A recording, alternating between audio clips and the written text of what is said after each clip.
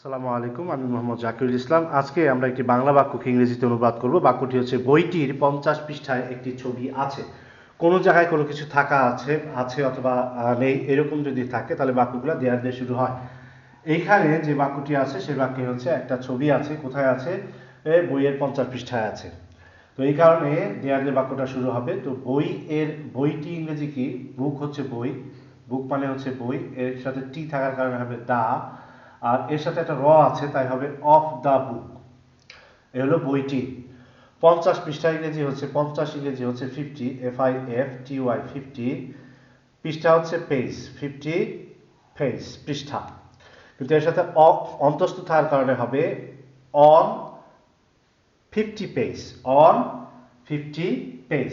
তাহলে 50 পৃষ্ঠা ইংরেজি হবে অন 50 পেজ। কোথায়?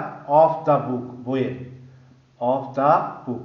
এই দ্য বুক এর আগে অফ আছে, তাহলে হবে বই এর অন 50 পেজ, মানে 50 পৃষ্ঠায়, 50 পেজ, 50 পৃষ্ঠায়।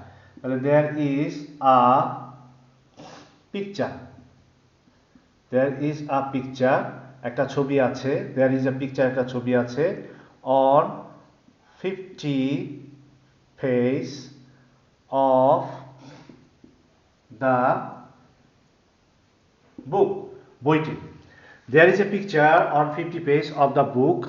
বইটির 50 পৃষ্ঠায় একটি ছবি আছে। There is a picture on 50 page of the book. ও there is a picture on 50 page of the book. There is a picture on 50 page of the book. There is a picture on 50 page of the book. বইটির 50 পৃষ্ঠায় একটি ছবি আছে। Thank you.